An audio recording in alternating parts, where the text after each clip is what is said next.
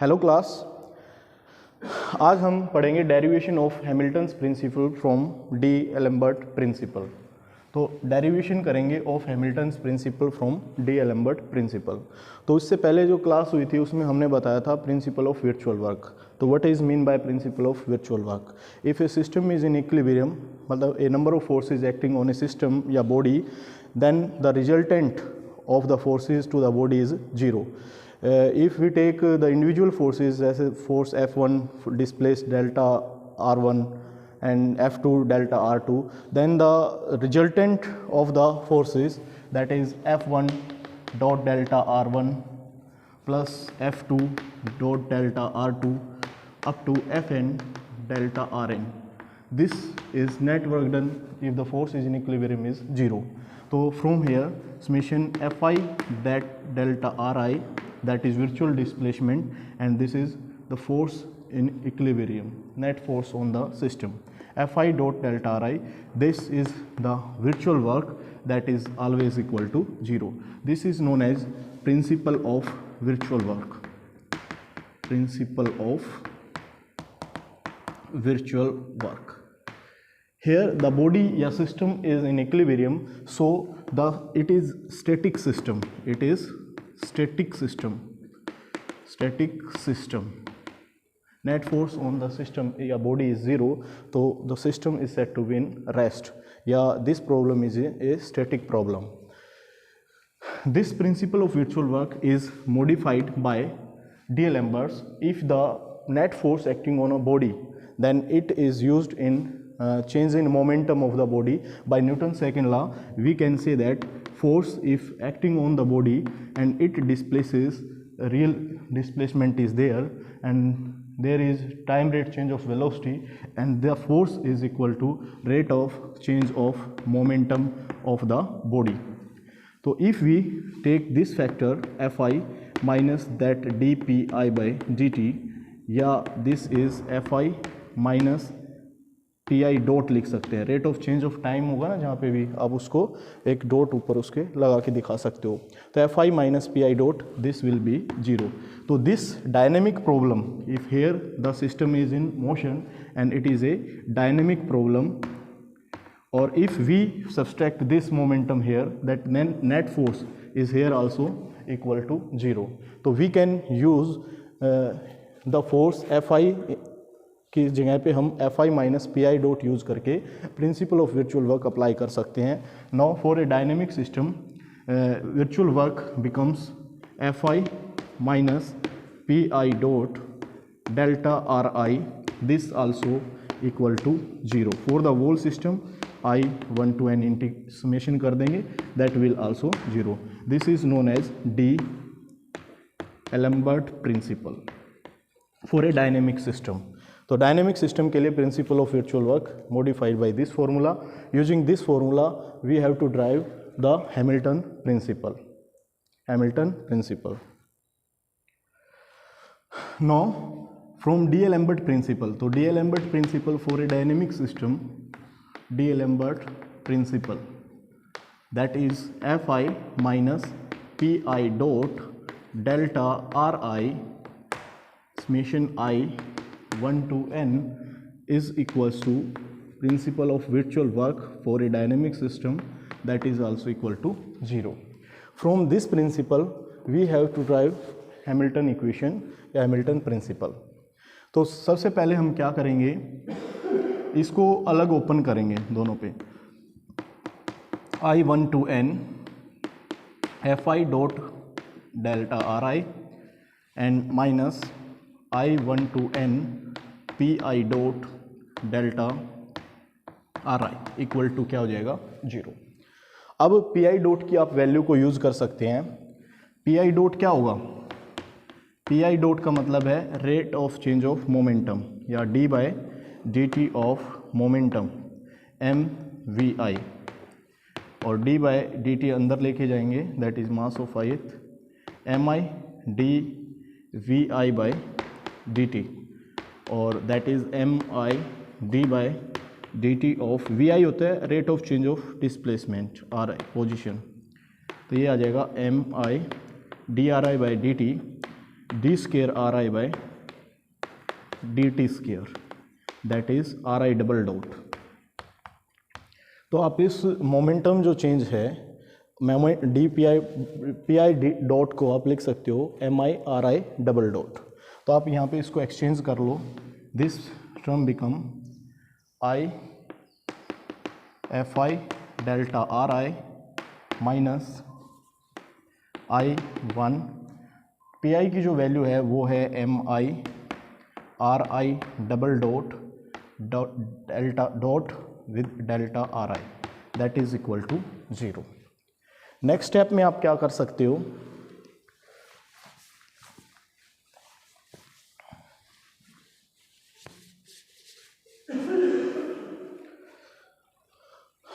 अगर आप डेरिवेटिव लेते हो, अब हम एक टर्म यूज करेंगे, डेरिवेटिव करते हैं D by D T of R I dot, इसको हम यहाँ लिख लेते हैं, आपका जो वर्चुअल वर्क आया दैट इज डेल्टा डब्ल्यू, ये आ गया F I dot delta R I minus summation I M I R I double dot delta R I. अब हम एक यूज करेंगे D by D T of R I dot delta R I की value को। तो यहाँ से ये वैल्यू क्या आ जाती है, D by D T of R I dot, बताओ क्या हो जाएगा, यू वी से इसके डेरिवेटिव को सोल्व करेंगे, first function as it is R I dot D by dot with D by D T of delta R I plus अब की बार D by D T of R I dot delta R I. ये U we rule आपने इस पर apply करते हैं। अब यहाँ से आपको वैल्यू चाहिए are I double dot delta R I की, ये क्या बन जाएगा नेक्स्ट स्टेप में, ये हो जाएगा D by D T of R I dot delta R I is equal to R I dot D by D T of delta R I plus this become R I double dot delta R I. तो यहाँ से आप R I double dot delta R I की value find कर लो, क्या आ जाएगी ये R I double dot delta R I that is equal to D by D T of R I dot delta R I D by D T of R I dot delta R I minus R I dot D by D T of delta R I, this equation modified as this. So putting this value of r I double dot delta r I this in this equation, so it modify as delta w, yeah, this is I 1 to n f I dot delta r I minus summation I 1 to n m I बाहर और r I double dot delta r I, this will be equal to this value, this is d by dt of r I dot delta d by dt of r I dot delta r I minus r I dot with d by dt of delta R I. ये value हमने यहाँ पे इसको modify करके यहाँ पे put कर ली। अब इसको अंदर मल्टीप्लाई करो, दैट इज इक्वल टू क्या होगा 0। Now this is I delta R I minus, इनको अलग अलग रखेंगे तो ये आ जाएगा I 1 to n M I D by D T of R I dot delta R I minus M I summation I M I R I dot, और आप इसको भी यूज़ कर सकते हो क्योंकि देखो अगर कोई भी डायनेमिक सिस्टम है, पोजीशन इस पी पॉइंट से क्यू पॉइंट पे मूव करता है from variable path, Hamilton principle के लिए a number of paths it can follow. If this is the position R, if it moving from this path, then this is from this path, that is delta Ri, और this is R dash.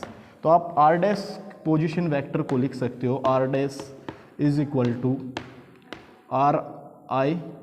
Ri dash is Ri plus delta Ri, ये लिख सकते हो. अगर इसका time rate change करेंगे, D by D T अगर इसका निकालेंगे, D by D T of R I dash D by D T of R I is equal to D by D T of delta R I. ये क्या हो गया, D by D T बाहर ले सकते हो, आर आई माइनस, या आप ऐसे कर सकते हो कि that is delta R I, delta of D by D T of R I is D by D T of delta R I. ये यहाँ से आप लिख सकते हो, अंदर जा सकता मतलब डेरिवेटिव डेल ऑपरेटर पे, और ये डेल्टा ऑफ आर आई क्या लिख सकते हो, डॉट, या D by D T of R आई लिख सकते हो, D by D T of delta R आई को. तो इसको हम मॉडिफाई करके लिख सकते हैं dot with delta war D by D T अंदर ऑफ आर आई, और ये नेक्स्ट स्टेप में ये इक्वल टू क्या आपका 0. तो ये बन जाएगा I F I dot delta R I minus I 1 to n M I, ये D by D T of R I dot delta R I minus summation I M I R I dot dot with R I dot with delta of R I dot. अब हम फिर से एक calculation use करेंगे.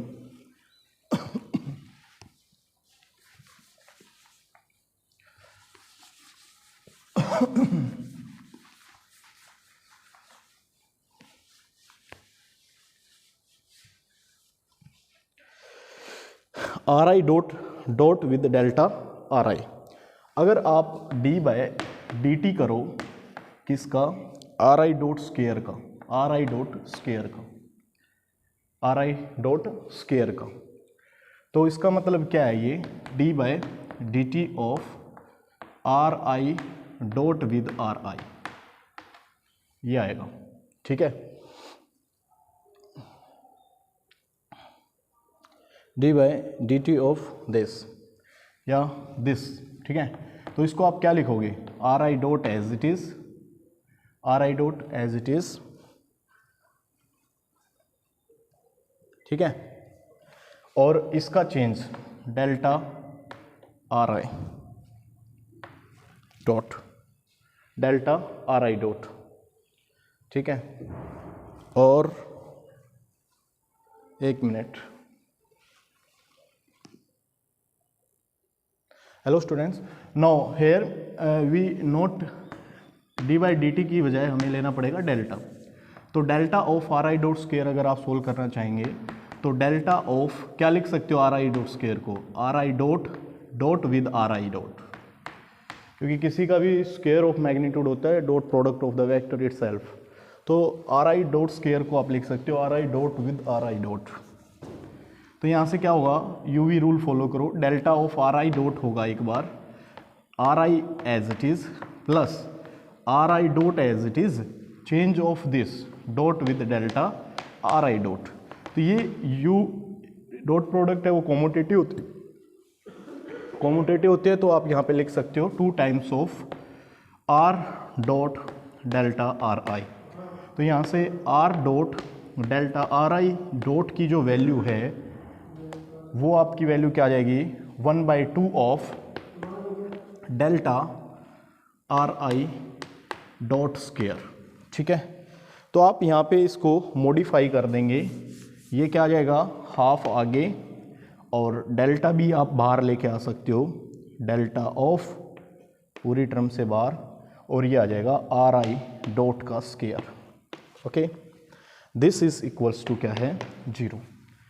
अब आगे क्या होगा, this is M I R I dot square, R I dot square is the velocity of the ith particle, summation for I 1 to n, that is the total kinetic energy, and आगे delta है तो that is change in kinetic energy.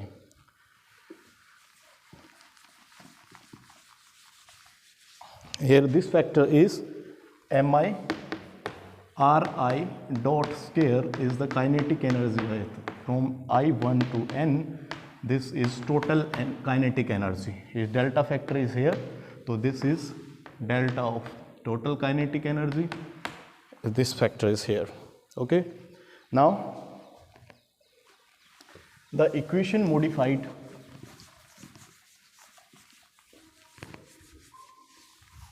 as summation I fi delta ri minus summation I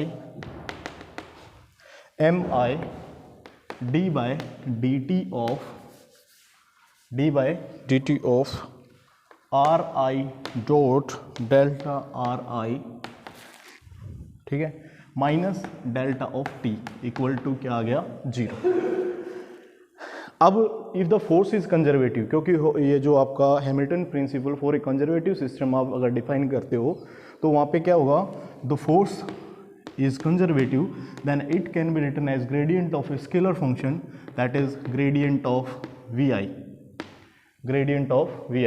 and if, as we know that grade v I dot delta ri will be d of v, that is derivative of v. If this factor is delta, then we can write as delta of v, potential energy, or with negative sign here. This is dv. ये Euler formula से आप ये drive कर सकते हो, तो इसको भी यूज़ करेंगे. एफ आई की जगह माइनस ग्रेड वी आई रखेंगे, तो I grad V I dot delta R I for virtual displacement, and this is M I 1 to n D by D T of R I dot delta R I minus delta T equal to 0. Now this is delta V and with negative sign minus delta v, और that is minus delta t. दोनों को इकट्ठा करेंगे तो ये हो जाएगा minus delta v minus delta t. Okay, delta आप यहाँ से कॉमन ले सकते हो, हमें माइनस हेयर था, माइनस ये, this factor will be plus delta T, sorry, this is plus delta T. तो from here this is delta T. अगर आप यहाँ से डेल्टा कॉमन लेंगे तो that is T minus V. Okay, that is delta of T minus V minus here one term also I M I D by D T of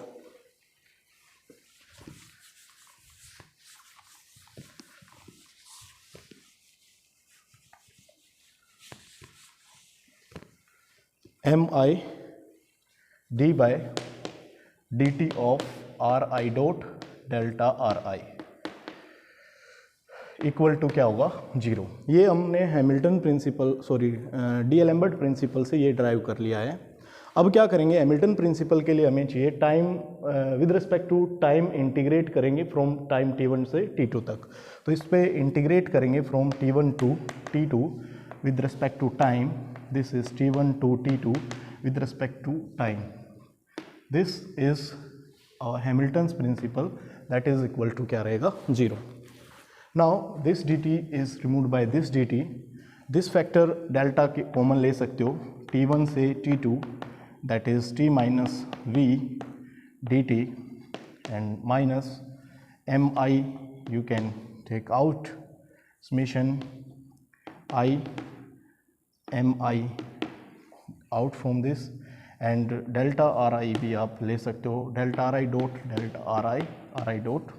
ये t1 से t2 जब इसकी लिमिट आप put करोगे, क्योंकि इससे इंटीग्रेट कैंसिल हो जाएगा, तो R I minus delta R I होगा, और यहाँ से आप पुट करोगे ये आएगा delta R I at t2 minus delta R I at t1 equal to t1.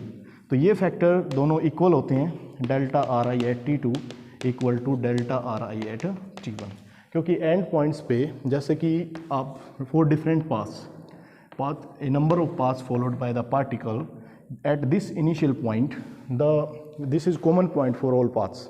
So for path 1, 2, 3 all are at the same points and the displacement for initial point is 0. At time t2 also for each path the position is same, so change in displacement for different paths is 0. तो so end points पे condition आप apply कर देंगे तो ये equal to 0. This factor also reduced to 0. तो यहाँ से आपको क्या मिलेगा, डेल्टा ऑफ t1 से t2 that is t minus v is Lagrangian L और into dt equal to 0.